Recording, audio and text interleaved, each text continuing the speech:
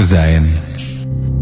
Sudah cukup lama aku menekuni hobiku ini sebagai seorang pelatih sanggar tari tradisional.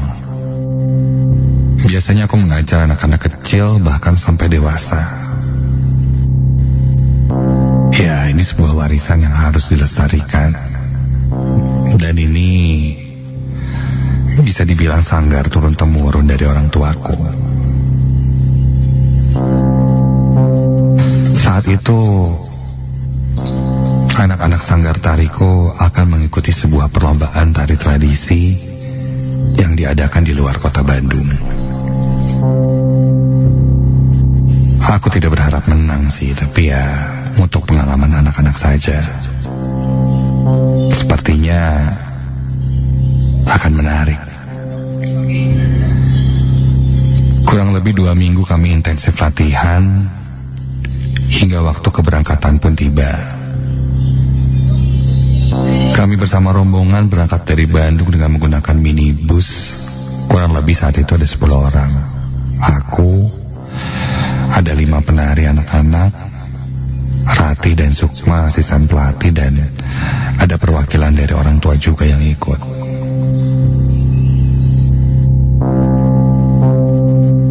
Kami akan menuju ke daerah Cirebon karena perlombaannya akan diadakan di sana.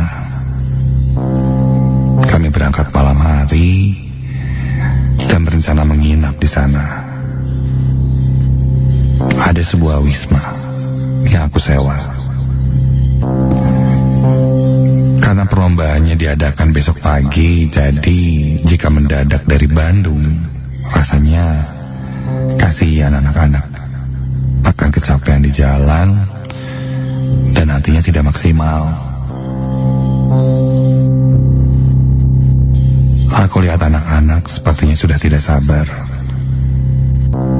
Sepanjang perjalanan mereka terus berbicara dan bercanda.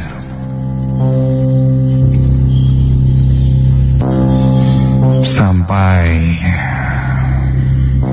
sekitar jam 9 malam lebih, mungkin hampir jam 10 kami sampai di wisma yang aku sewa. Aku menyewa wisma itu karena menyesuaikan dengan budget. Wismanya sederhana dan jika dilihat sih memang bangunannya sudah tua sekali. Ketika sampai di tempat parkir pun hanya ada minibus kami saja.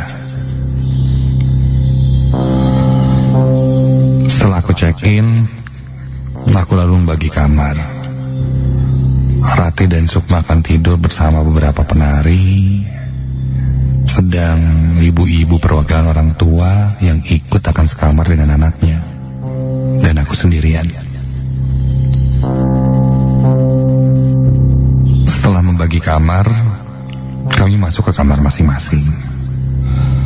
Sebelum masuk kamar, aku bilang, anak-anak istirahat yang cukup, jangan begadang. Persiapan buat besok. Oke? Mereka pun mengiyakan. Sebelum aku ke kamar, Sukma berkata padaku,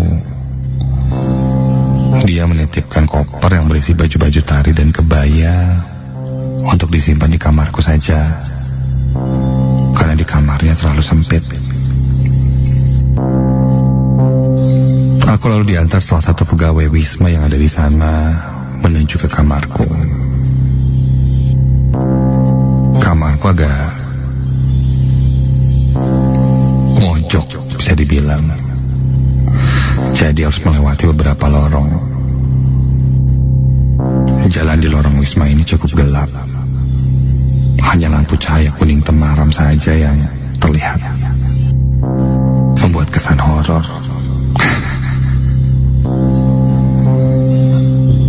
Ya, kalau bisa dibilang ini sih cocok untuk bikin konten serem, hantu-hantuan. Itu yang terlintas di pikiranku. Sampai di salah satu lorong ada ruang yang kulewati. Semacam gazebo yang kulihat ada alat-alat musik gamelan yang dipajang. Kontan aku bertanya, "Wih, ada gamelan, Kang?" Beliau menjawab, "Iya, ini punya yang ada di sini." "Suka dimainin, Pak?" Lanjut dia jawab, "Tidak, ini hanya disimpan di sini saja. Katanya tidak ada yang berani untuk memainkannya, karena itu punya yang ada di sini." Dalam hatiku, yang punya Wisma ini sepertinya sangat disegani dan dihormati sampai segitunya. Sampai di kamar, aku pun beristirahat. Kamarnya ya lumayan lah, nyaman dan dingin. Karena mungkin bangunan lama, dan aku sempat lihat ke sekeliling kamar ini, pohon-pohonnya rimbun. Aku membuka handphoneku sambil melihat-lihat Instagram. Sampai kulihat salah satu stories dari muridku yang sedang latihan menari-nari sambil tertawa-tawa. Hanya tidur malah main HP, pikirku. Aku pun chat Sukma, bilang anak-anak istirahat, sudah mau tengah malam, suruh mereka tidur. Begitu kataku. Singkat cerita, waktu pun berlalu. Namun malam itu aku susah sekali terlelap. Entahlah, yang awalnya kurasakan nyaman, tapi semakin menjelang malam, aku merasakan tidak nyaman. Sampai dari kejauhan aku mendengar suara anak-anak perempuan tertawa-tawa, diiringi sayup suara gamelan. Mereka kok masih latihan, bercanda malam-malam gini. Kontan aku keluar dari kamar, berjalan melewati lorong itu dan menuju ke kamar mereka. Aku mengetuk kamarnya. "Ratih, Sukma." Tak lama mereka keluar dan kulihat ke dalam. Suasana kamar sudah gelap dan kulihat anak-anak sudah tertidur. Ratih dan Sukma pun memperlihatkan wajah seperti mereka baru saja terbangun oleh ketukanku.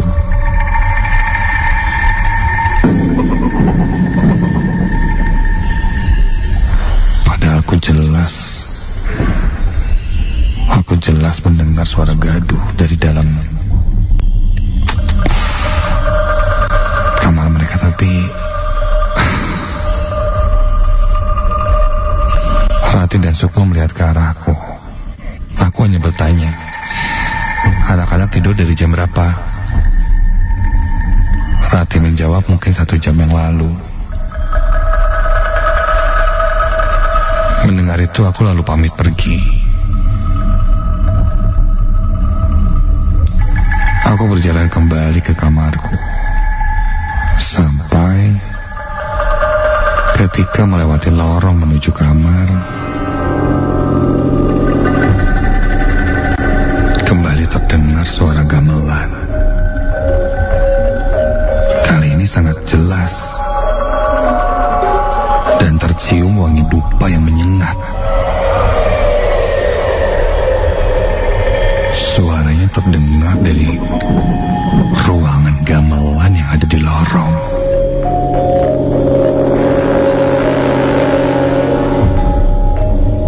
Mau tidak mau, ketika aku harus kembali ke kamar, aku pasti melewati ruang gamelan itu.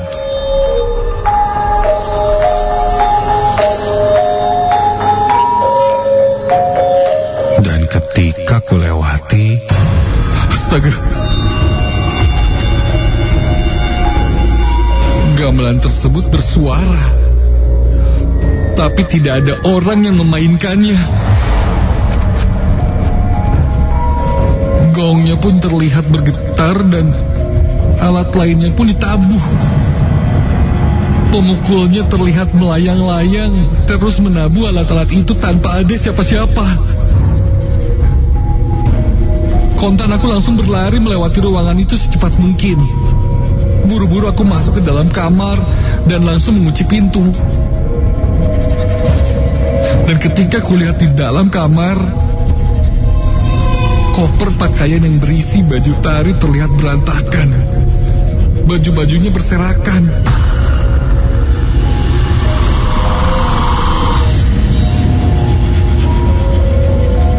Aku hanya terdiam, terpaku, dan ketika kusadari ada yang berdiri di dekat koper yang berserakan itu,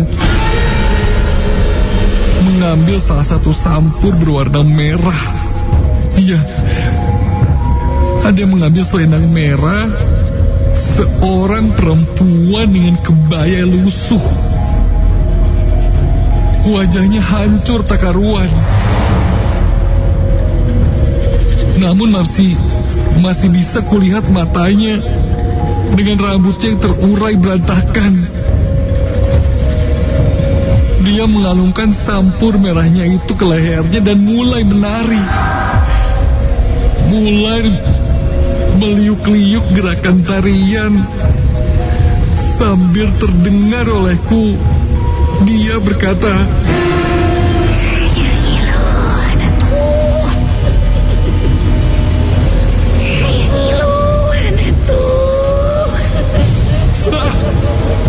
aku langsung keluar dari kamar berlari sekencang-kencangnya.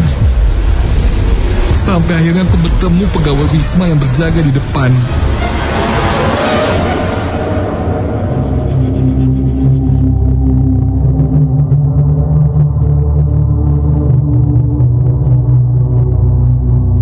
Aku lalu ditenangkannya dan langsung kuceritakan apa yang kulihat dan kualami. Pegawai itu berkata, itu yang punya di sini. Ternyata maksudnya yang punya di sini itu bukannya seperti pikiranku. Bukanlah orang yang punya Wisma ini, tapi sosok gaib yang ada di situ. Dan bilang kalau sosok tersebut biasa disebut si Nyai.